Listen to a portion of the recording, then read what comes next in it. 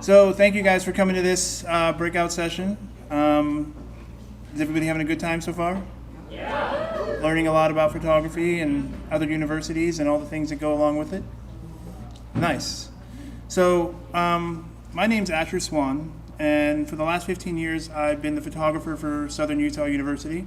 It's my campus right there, backed up against the Red Mountain. It's a very famous location in our city. And like many of you, I was hired to document campus life, events, academics, donor visits, student success stories. And for most of my career, I believe that's pretty much what my job was, capture what happened. And what I've come to realize in capturing those images is that they're doing a lot more than just remembering moments. They're helping shape perception. Long before a prospective student reads a headline, long before a donor opens a report, and long before a parent even steps onto campus, people are forming impressions. Does this place feel welcoming? Does it feel trustworthy? Does it feel like somewhere they could belong, or their student or their child could belong? And those questions often begin with imagery. And that realization led me to the concept that I want to share with you today, which is called visual equity. And as I said, most of us were hired to be documentarians. Something happens on campus, we photograph it. A donor visits, we photograph it. A student receives an award, we photograph it. And photography is often viewed as a record of institutional activity. And that's true. But I think it's a little simple. It's a little incomplete in what we actually do for universities. Because every image does more than just record a moment. It influences how a moment is interpreted. And the photograph isn't simply preserving reality, it's helping shape the reality the viewer believes they're seeing. So let's think about what happens when someone encounters a university for the first time. Imagine you land on a university's website you've never visited before. Before you read a sentence, before you've explored the academic page, before you've gone to the all-encompassing tuition page, you've already started forming opinions. Does this place feel welcoming? Does it feel professional, modern, trustworthy? And what's fascinating is most of those judgments happen before meaningful analysis occurs. Did you know that we determine how we like a picture within 0.02 of a second or 50 milliseconds? That's faster than you can blink.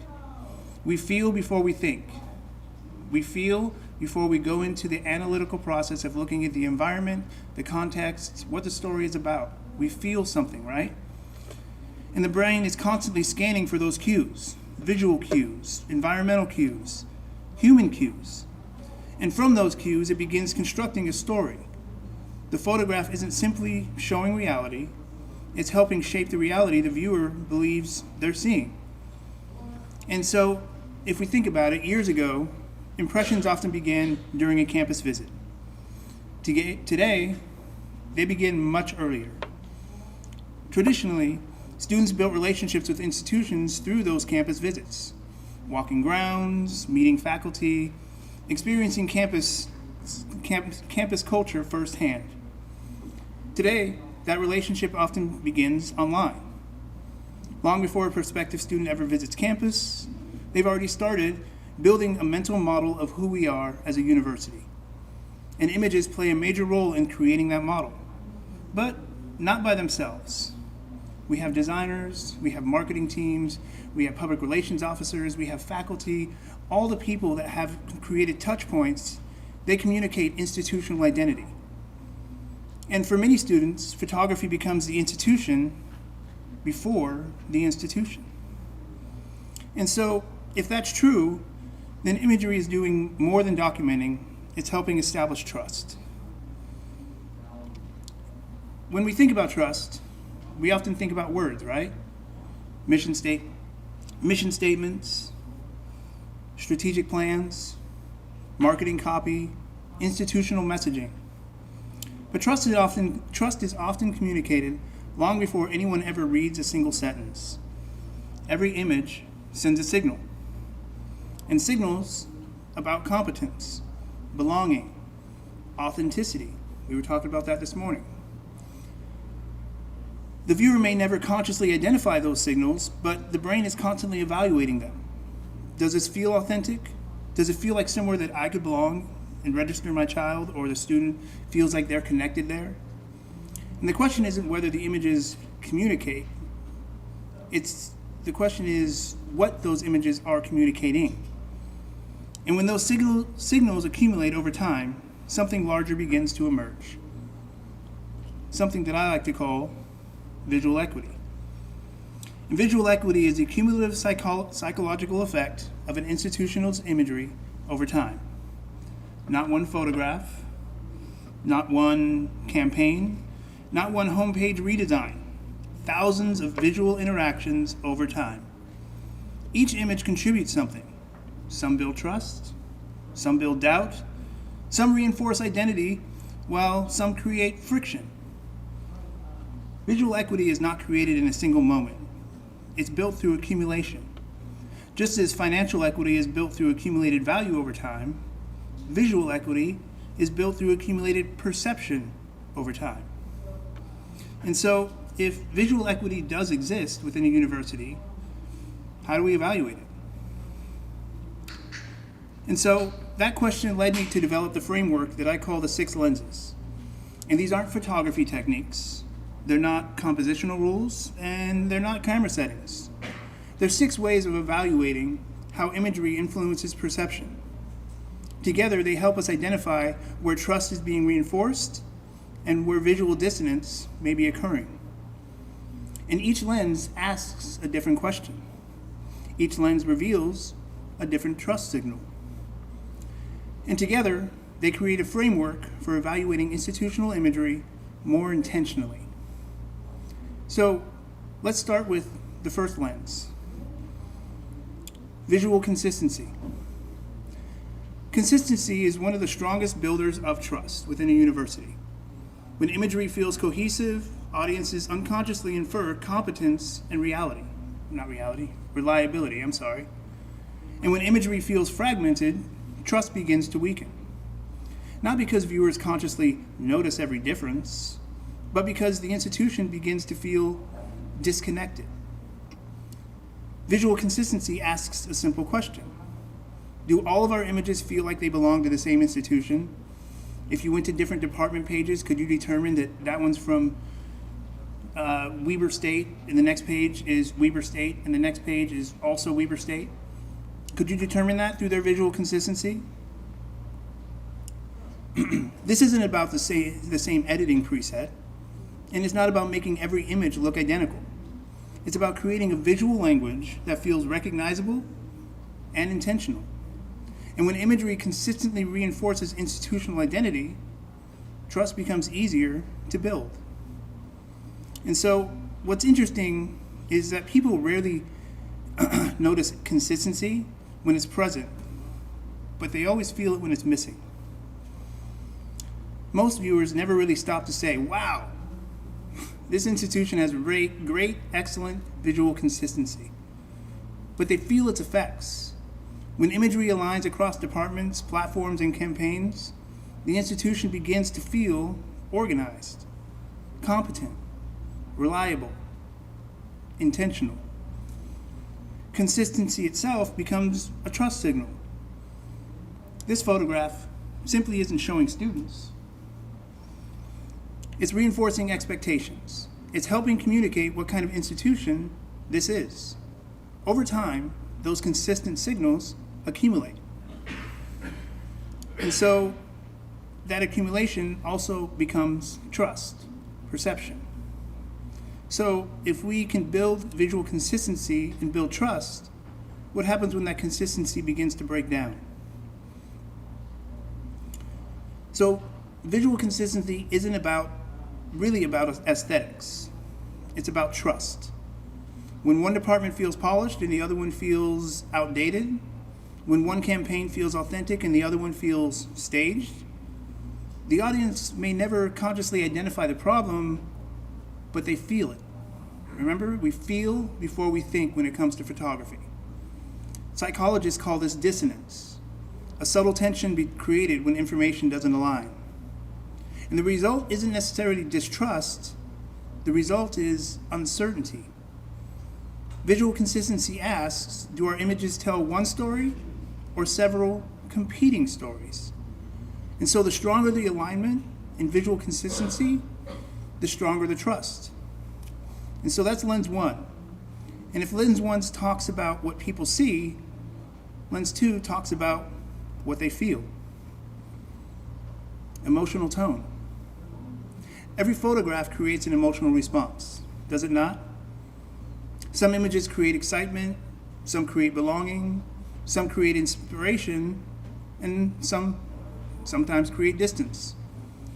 Whether we intend it or not, every image has an emotional temperature.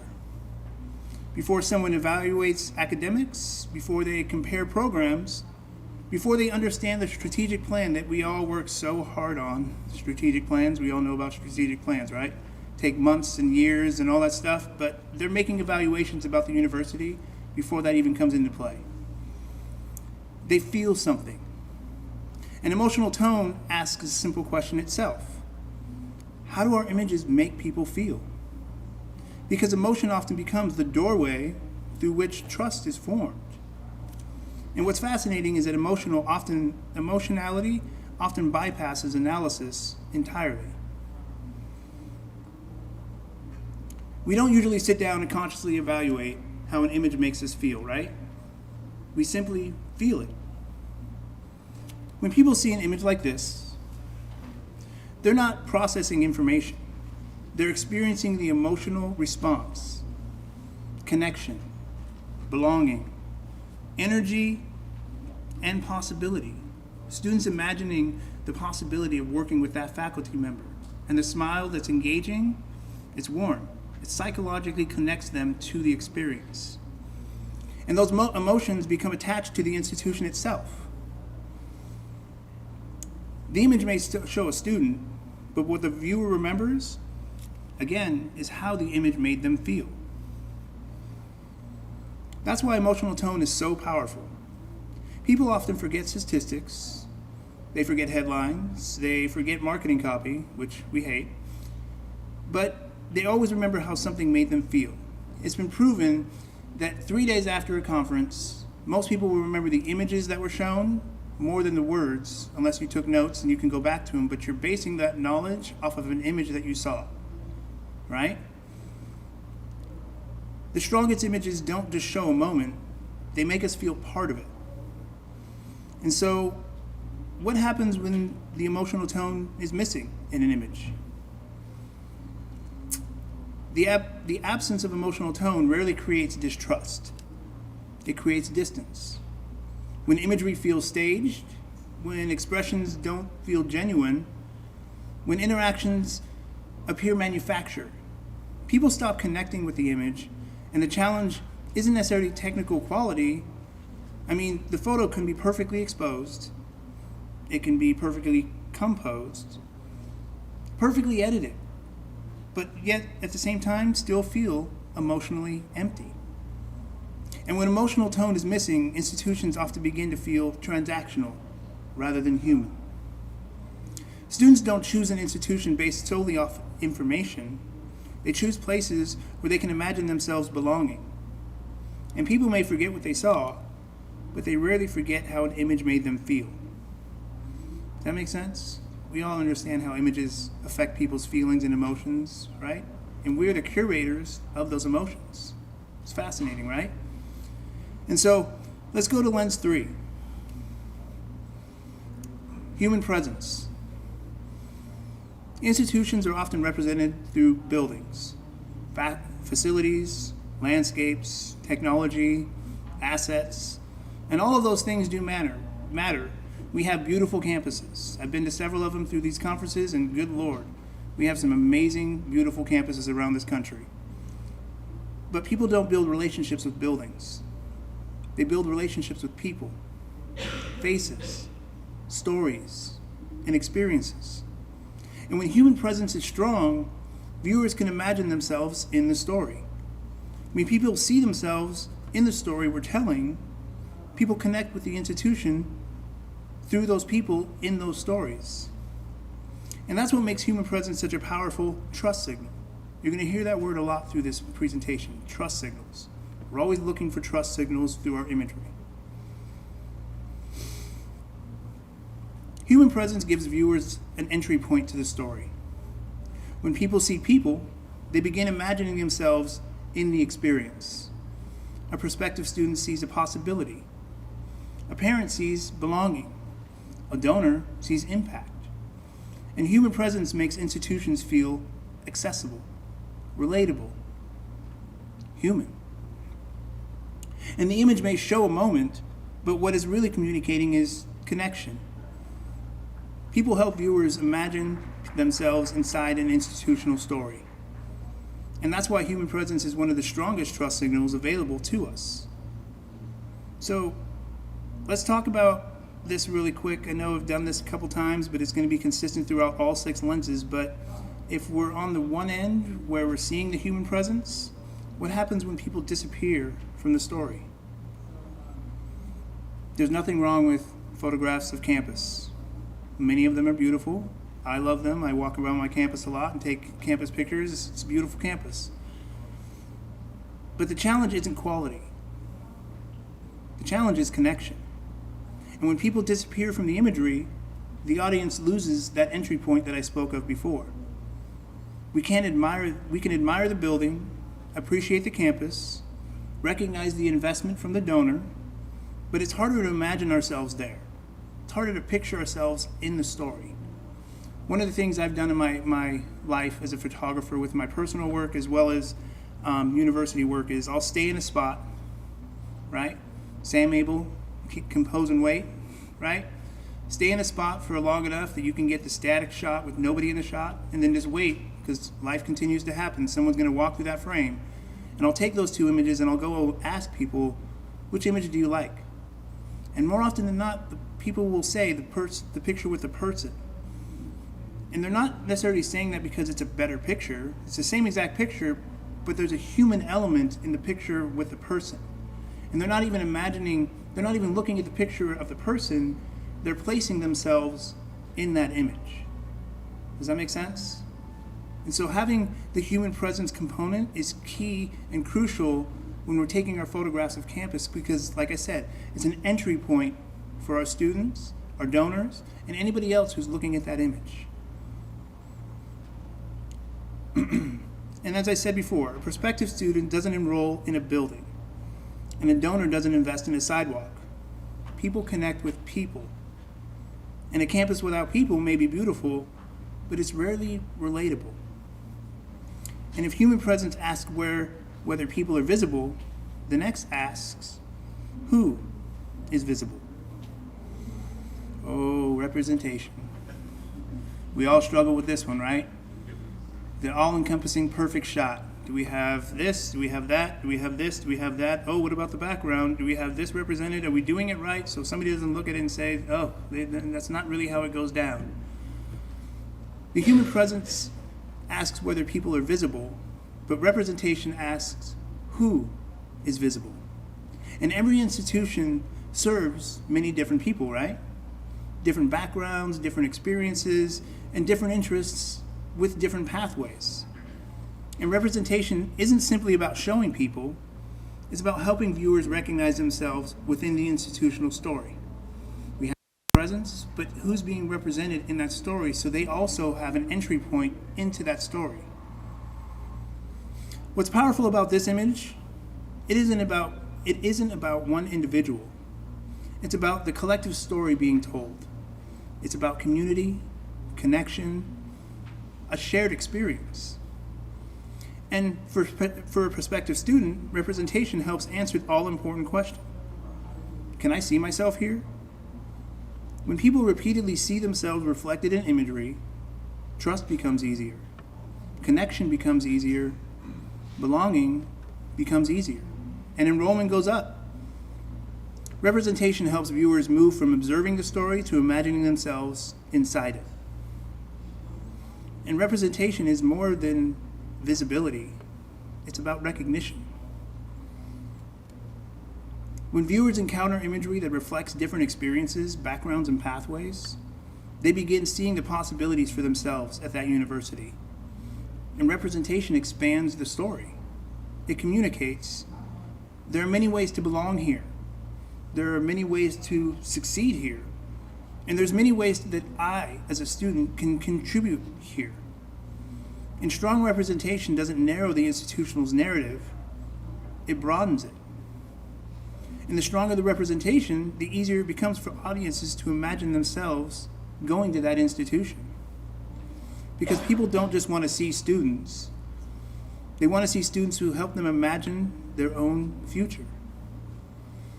So, again, what happens when representation begins to narrow? Representation isn't only about who appears in a single image, it's about who appears across the entire visual story. An institution may serve thousands of students, hundreds of programs, and countless experiences. But if the imagery repeatedly shows the same people, the same activities, and the same perspectives, the story begins to narrow. And when the story narrows, some viewers stop seeing themselves inside it. And the challenge isn't always exclusion, often it's omission. Entire groups may never appear, certain experiences may never be shown, and important parts of campus life may remain completely invisible. And when that happens, people begin to ask questions. Do people like me belong here? Will my experience be valued? And can I see a place for myself within this community? What we repeatedly show communicates what we repeatedly value as a university. And if representation focuses on the people in the image, the next lens focuses on everything around them. Lens 5, environmental signals.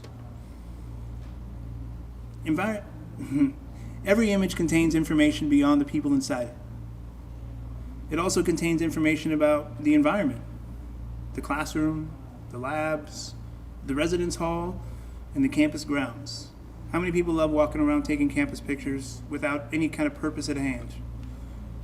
Right? We love it. And viewers consistently read these signals that we capture. Whether they realize it or not, they're asking, is this place cared for? Does this environment support success? Does it feel current? Does it feel neglected? Environmental signals asks a simple question. What does the environment communicate about this institution? And people evaluate the places through the details they notice and the details they don't. And often, the environment becomes the evidence in which they're evaluating. A prospective student may not know much about the institution, but they know what neglected space looks like. They know what a cared for space looks like. And the environment becomes the evidence, like I said. I was at graduation covering the all-encompassing 2-day experience, and I was walking around interacting with some of these students, and they were telling me this campus is beautiful. And they were saying it as if they were walking on campus for the first time. And in all actuality, they were.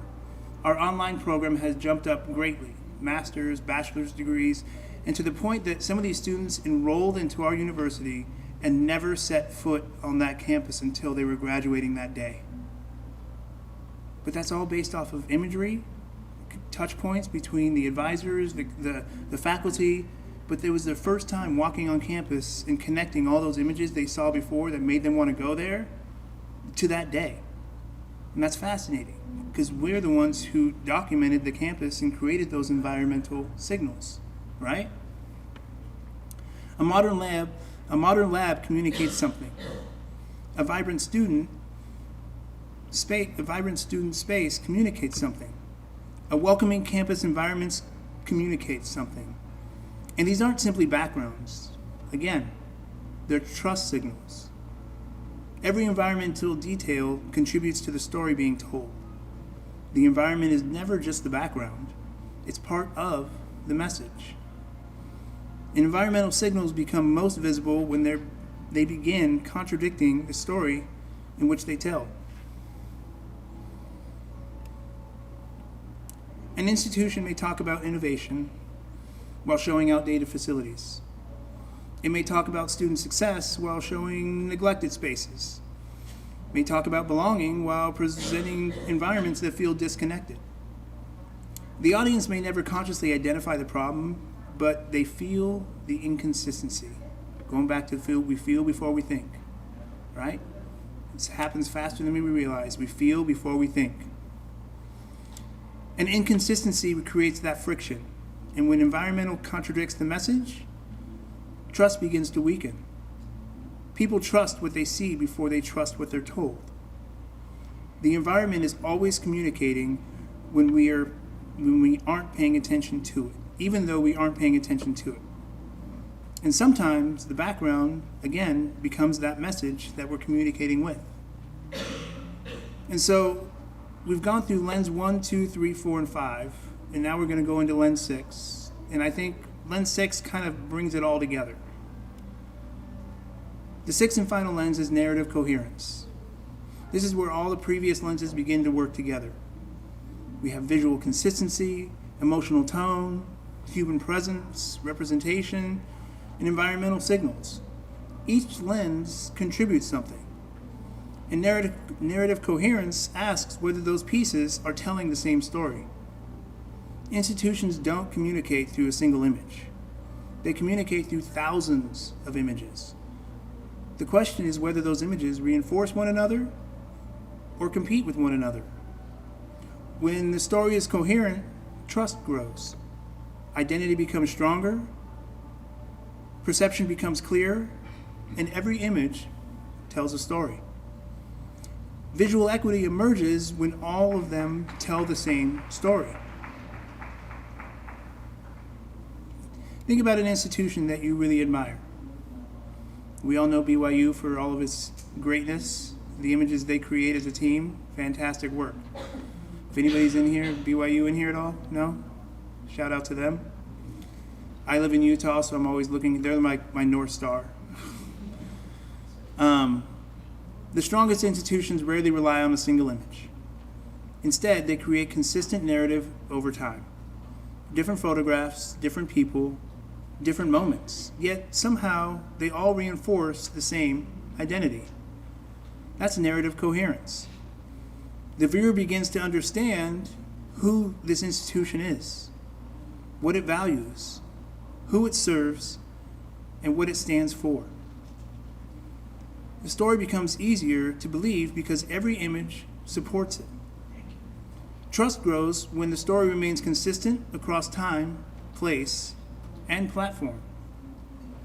So, what happens when the institution begins telling too many different stories all at once? What makes this institution different? And when these stories become unclear, trust becomes harder to build. And when every image tells a different story, the audience stops knowing which one to believe. And that brings us back to visual equity. So far, we've talked about, like I said, visual consistency, emotional tone, representation, human presence, then representation, environmental signals, and lastly, narrative coherence or alignment. Most institutions are naturally strong in some areas, average in others, and often unaware of a few. But occasionally, something happens. The imagery is consistent. The emotional tone feels authentic. People are present, representation feels intentional, and the environment supports the story. And every image reinforces the same institutional identity. When that happens, we move from documentation to perception leadership. The orange square is not a photograph, it's not a campaign, and it's not a homepage. It's the outcome of thousands of photographs working together, thousands of visual decisions, all moving in the same direction. And that's what visual equity looks like in practice. And once we understand the framework, we can begin recognizing the signals that either build trust or weaken it. One of the benefits of the 6 lenses is that they move us beyond a simple question. Is this image good or bad? Instead, we begin asking, what is that image communicating? And across all 6 lenses, patterns begin to emerge. On one side, as we've said before, we have trust signals. Images that reinforce confidence, belonging, authenticity, alignment. And on the other side, we have trust breakers. Images that create friction, confusion, distance, and dissonance. And the goal isn't perfection. The goal is awareness.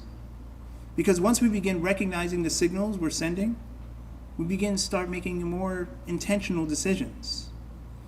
And so that concept of intentional decisions leads me to one of the most important concepts of this whole framework. Visual dissonance.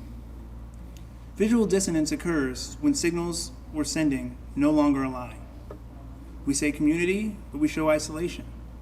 We say innovation, but we show outdated spaces. We say belonging, but repeatedly tell the same stories. The audience may never consciously identify the contradiction, but guess what? They feel it. And when people feel friction, trust slows, connection weakens, and the story becomes harder to believe. Visual dissonance occurs when what we show contradicts what we say. And the challenge is that trust signals and trust breakers often exist side by side within that same institution. And that's why awareness from our part matters. Because we can't improve on what we don't recognize. So, taking all of this into factor, how do we begin applying this framework in a practical sense? So something that I do on my university campus as I've developed this is I do visual equity audits, right? I have these 6 questions that I go through when I'm either photographing things or I'm sitting in front of the editing bay and going through my stuff like Levi just did with Lightroom. And so the 6 questions go like this. Does this image feel like it belongs at our institution? Does it have that visual consistency that somebody could determine that this is the same university across several departments? How does this image make people feel? Are we creating a feeling that makes people feel wanted, belonging? Like they are part of this institution before they even set foot on campus?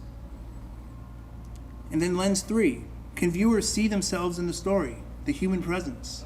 Are we making sure that we're putting people in those shots? Even if it's a beautiful campus shot, is there somebody sitting on a bench? If we're in the library, is somebody sitting there studying? Making sure that human element is crucial in making someone feel like they're a part of the story before they even enroll. And lens 4, who's represented? And even more so, who's missing? How are we making sure that all parts of society are are feeling like they're a part of the university if they wanted to come there?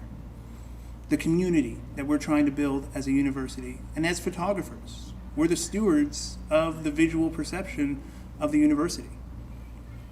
And lens 5, what is the environment communicating? How are we utilizing that campus environment in a way that takes us up a notch, that elevates the story that we're trying to tell beyond the marketing copy, beyond the strategic plan, and all the things that all our VPs are wanting us to focus on, right? How are we utilizing that beautiful campus in a way that makes someone want to go there? Like the students I was talking about earlier. They enrolled and never set foot on campus, but yet they're graduating with their master's degree. How fascinating is that, right? And then lens 6. Do all of these things, does this reinforce the larger institutional narrative? Are the images we're taking reinforce the marketing copy, the strategic plan, the goal of the university, and making sure we have students in our seats, enjoying the experience, and having an environment that they feel welcome, safe, and comforted in? Okay? And what's powerful about these questions is that they don't require a psychology degree. They don't require special software. They don't require a larger budget. They simply require intention. Better questions lead to better visual decisions. And better visual decisions create stronger perception. And so, let me leave you with 3 practical things you can do when you get back to your campus on Monday. So, we just spent a little bit of time going through all of these lenses. So here's 3 actions that I want you to try.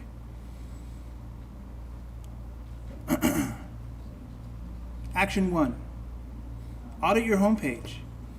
Not for the photography quality, not for branding or the design, even though the designers would love to be a part of your audit and making sure you recognize all the hard work they're doing to make that web page look good, but through the 6 lenses. Ask these questions. What story are the images telling? What signals are they sending? And what assumptions are they creating? You may be surprised at what you discover. In action 2, identify one trust breaker. Don't redesign the website, because the designer will get mad, trust me. Don't rebuild your photo archive, because Photo Shelter will be mad. Don't try and fix everything. Just find one source of visual friction, one area where the story feels slightly inconsistent, and then try and fix it. And then action 3, build intentionally.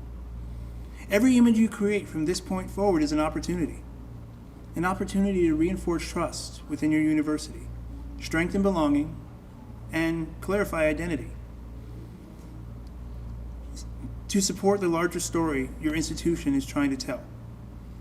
Visual equity is not built through a single photograph. It's built through thousands of intentional choices, and every one of those choices matter. And so that brings me to my final thought. I'm going to go full circle here. When I began my career, I thought my job was taking pictures, documenting the story. I thought my responsibility ended when the shutter closed. Today, I think differently. Every image we publish becomes a larger part of the story. A prospective student sees it, a parent sees it, a donor sees it, and an alumni sees it. And whether we realize it or not, they're using those images to decide what kind of institution we are. Do I belong here?